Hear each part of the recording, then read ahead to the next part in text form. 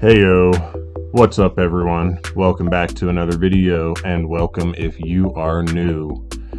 Do you have scratches in your clear coat that you want to get rid of?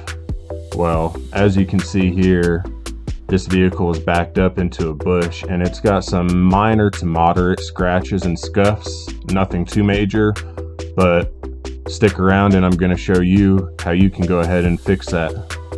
Yes, including on the taillight plastic. First things first, you're going to want to go ahead and get the entire area you're working on cleaned with soap and water. Next up, you want to go ahead and get everywhere masked off that you don't want to be slinging clear coat sludge. Alright, let's get started.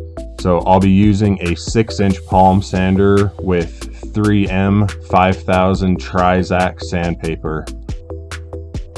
And this sandpaper is just coarse enough that it's going to be able to remove all of the scuffs and scratches you saw, but it's not coarse enough that I'm worried about burning through this OEM clear coat. So you want to get your surface nice and wet. The wetter the better, I always say. And yeah, just go ahead and start sanding on it. As you can see, I did get a lot of mud caked on the tires pulling into the shop, but I didn't want to get all that mud everywhere in the shop, so I left it all on there. So you really should have everywhere clean, but I was being extra careful not to get any of that sand anywhere near where I'm working, because that would be a disaster. So once you think you've sanded enough, you want to go ahead and dry it off, and that's going to show you just how well you have sanded so far.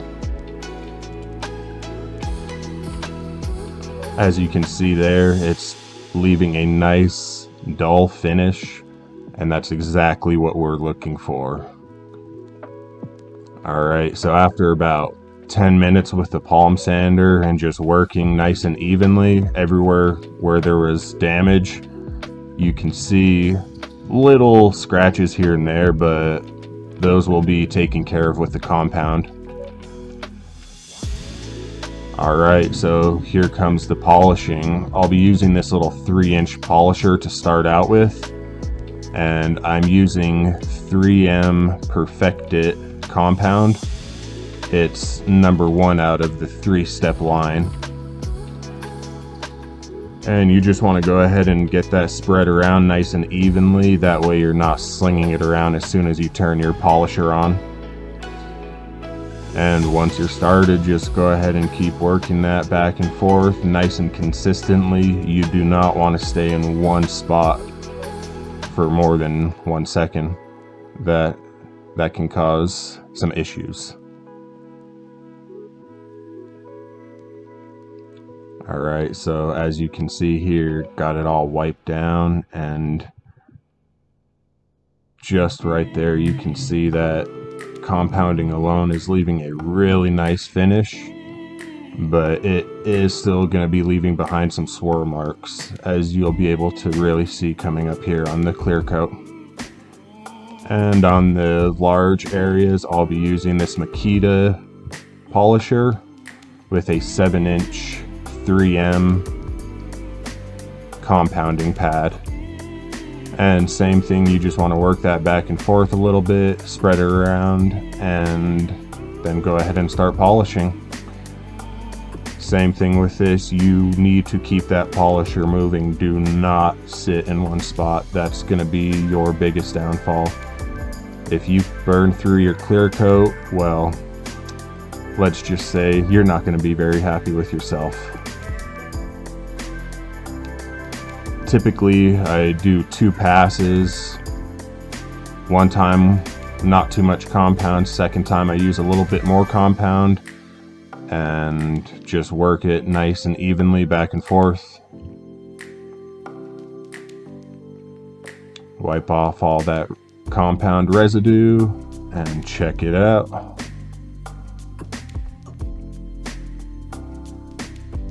As you can see, those straight scratches that were in there, they are gone. But compounding does leave behind swirl scratches, so I'll show you next how to get rid of that. But as you can see here, so far it is looking very nice compared to what it was looking like. Once again, typically I would always wash all the mud off, but I just did not want to deal with all that mud in the shop today. But yeah, as you can see, all those little swirl and squiggle marks, those are left behind from the compounding, and not to worry though. Alright, so next up, I'm using the little 3-inch polisher again, but this time it's a softer pad, and I'm using step 2 of the 3M Perfect It line, and this is a machine polish. Once again, work that around and go ahead and start polishing.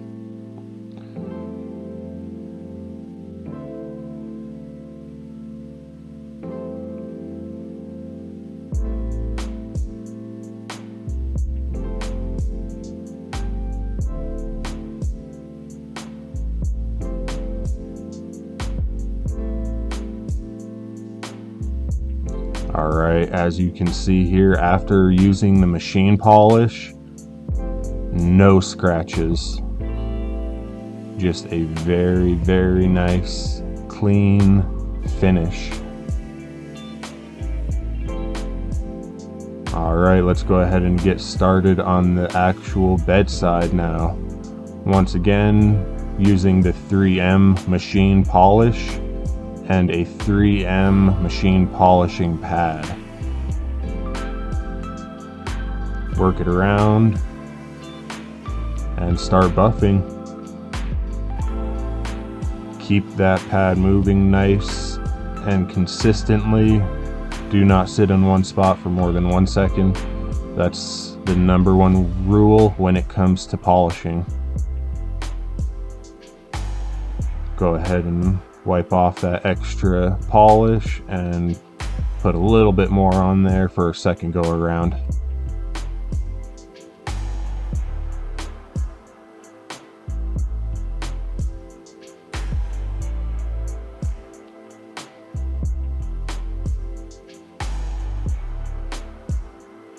And once you think you're happy with the results, go ahead and wipe off that residue again and check out what it looks like.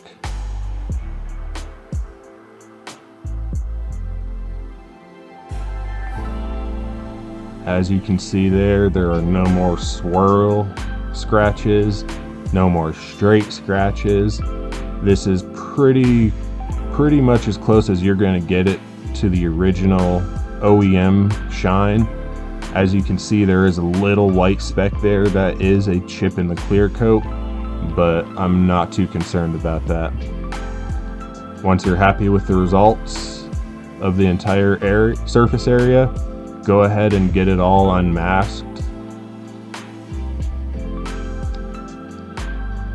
And I'll be using a 3M Perfect It detail mist, and that just cleans off all the residue very nicely.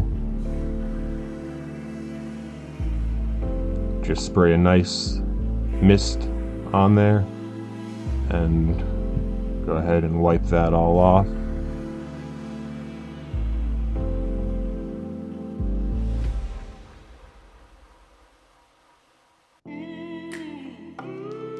Alright, there you go. Let me know what you guys think in the comments below. If you guys liked what you saw or learned anything new, go ahead and hit the like button. And if you enjoy this type of content, do me a huge favor and go ahead and hit the subscribe button. That means a lot to me. And I will see you all in the next video. Y'all have a good day now.